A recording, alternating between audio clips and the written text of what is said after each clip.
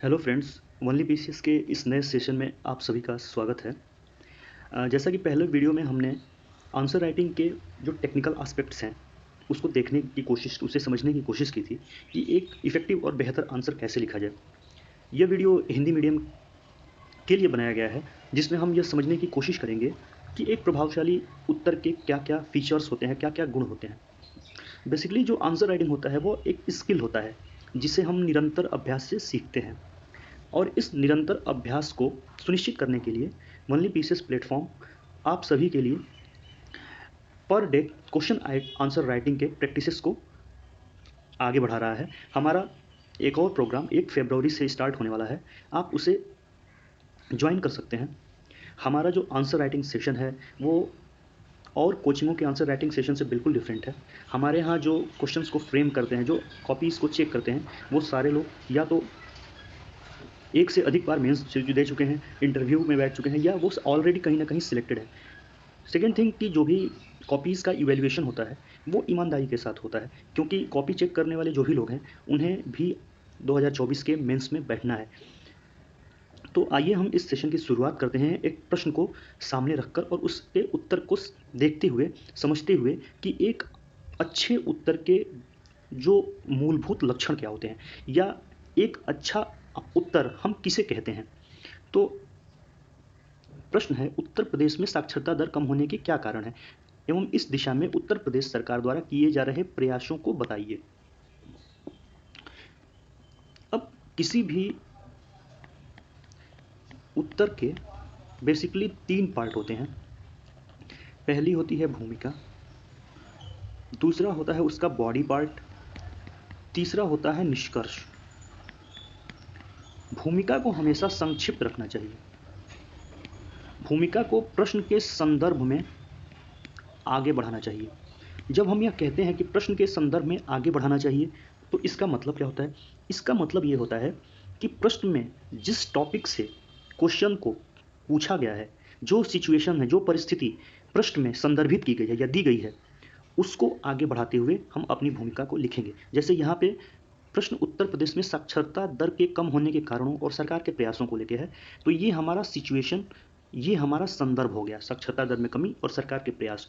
इन्हीं दोनों को सेंटर में रखते हुए हम अपनी भूमिका में अपने आंसर को ओपन करेंगे। जैसे अगर इस आंसर को देखें तो इसमें लिखा गया है, जनगणना 2021 के अनुसार उत्तर प्रदेश की कुल साक्षरता दर 67.7% है, जो भारत की साक्षरता दर से भी 5.3% कम है, जो प्रदेश के लिए अति चिंतनीय विषय है, चिंताजनक होता है। तो यहाँ पे इन्होंने उत्तर प्रदेश की साक्षरता दर को एक करेक्ट डाटा के साथ बताया, उसको भारत की साक्षरता दर से कंपेयर किया, और ये दोनों जो कंपैरिजन है वो दिखाता है कि उत्तर प्रदेश की साक्षरता दर कम है। यानी इस भूमिका में संदर्भ को स्पष्ट कर दिया गया, तो ये भूमिका प्रभावशाली हो गई। भूमिका हमेशा सटीक होनी चाहिए, प्रासंगिक होनी चाहिए और संदर्भ को स्पष्ट करते होनी चाहिए। जब हम कहते हैं कि प्रासंगिक होनी चाहिए, मतलब कि प्रासंगिक बनाने के लिए आप इसको किसी डाटा, किसी हाल की घटना या किसी उदाहरण से संबद्ध करके लिख सकते हैं। अब जो उत्तर का केंद्रीय कोर हिस्सा होता है वो उसका बॉडी पार्ट होता है। बॉडी पार्ट में हम पूरे उत्तर को, जो प्रश्न में कीवर्ड है उसके आधार पर आगे बढ़ाते हैं। बॉडी पार्ट में उत्तर की संरचना क्या होगी, यह कीवर्ड निर्धारित करता है। जैसे अगर कीवर्ड व्याख्या करना है तो इसे बिंदुवार लिखा जा सकता है। अगर कीवर्ड क्रिटिकली एग्जामिन करना है या तार्किक परीक्षण करना है, तो हम इसे पैरा और बिंदु में कंबाइन करते हुए आगे बढ़ाएंगे। यानी संक्षिप्त पैरा में हमने विश्लेषण किया, फिर इस विश्लेषण के विभिन्न आयामों को बिंदुवार हमने प्रस्तुत कर दिया।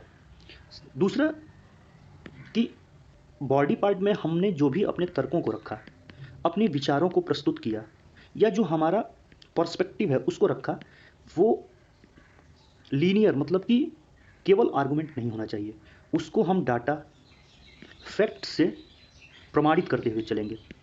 एक प्रामाणिक तर्क वही होता है जिसके पीछे उपयुक्त तथ्य और आंकड़ों का बैकअप हो। आंकड़े और जो तथ्य होते हैं वो हमारे आर्गुमेंट को, हमारे तर्कों को एक वेट, एक प्रभावशाली बनाते हैं। तो इसलिए बॉडी पार्ट में हमेशा हमें ध्यान में रखना चाहिए कि बॉडी पार्ट में बुलेट पॉइंट्स को शामिल करें, छोटे पैरा में लिखें, अपने तर्क के पक्ष में हमेशा डाटा, फैक्ट, एग्जाम्पल देते चलें। कोई केस स्टडी है तो उसको भी शामिल करें। और बॉडी पार्ट में जितने भी मैक्सिमम आयाम हो सकते हैं, डायमेंशंस हो सकते हैं, उनको हम शामिल करें। यह बात ध्यान में रखना चाहिए कि यूपी पीसीएस में जो आंसर होते हैं उसमें गहनता की अपेक्षा डायमेंशन को महत्व देना चाहिए। जितने भी डायमेंशन हो सकते हैं उसको आप ओपन करें। जैसे यहाँ पे हम देखने की कोशिश करेंगे कि साक्षरता दर में इन्होंने पुरुष साक्षरता दर, महिला साक्षरता दर सर्वाधिक, इन सभी जो तथ्यात्मक आंकड़े हैं उसे प्रस्तुत किया है। उसके बाद शिक्षा, पढ़ाई, व्यावसायिक शिक्षा, व्यावसायिक विकास, गरीबी, बड़ी जनसंख्या, बेरोजगारी, कम उम्र में विवाह, गरीब क्षेत्र में शिक्षण संस्थानों की कमी, बुनियादी अवसंरचना के विकास की कमी। तो ये इन्होंने सभी जितने भी आयाम हो सकते हैं उसको प्रस्तुत कर दिया है। ये इन्होंने नहीं किया कि एक ही आयाम को लिया और उसका विश्लेषण करते गए। एक आयाम को लेकर विश्लेषण करने से हमारे अन्य आयाम छूट जाते हैं। तो हमें ये ध्यान में रखना चाहिए कि हम अपने बॉडी पार्ट में जितने भी आयाम हो सकते हैं सबको शामिल करें, एक ही आयाम को लेकर उसका गहन विश्लेषण न करने लगें। उसके बाद उत्तर प्रदेश सरकार के प्रयासों को भी पूछा जा रहा है। तो प्रश्न के जितने भी हिस्से हैं उसे बॉडी पार्ट में आप कीवर्ड्स के हिसाब से डिस्कस कर लें। इन सारी चीज़ों को डिस्कस करने के बाद हम अब आएंगे कंक्लूजन में। कंक्लूजन में हम अपने पूरे डिस्कशन के बॉडी पार्ट में जितना भी हमने चर्चा किया है सबको हम समराइज़ कर देंगे। बॉडी पार्ट कंक्लूजन में, निष्कर्ष में हमें ध्यान में रखना चाहिए कि जो भी निष्कर्ष हो उसमें एक समाधान का संकेत हो, सार तत्व को प्रस्तुत करें और संक्षिप्त हो। धन्यवाद मित्रों।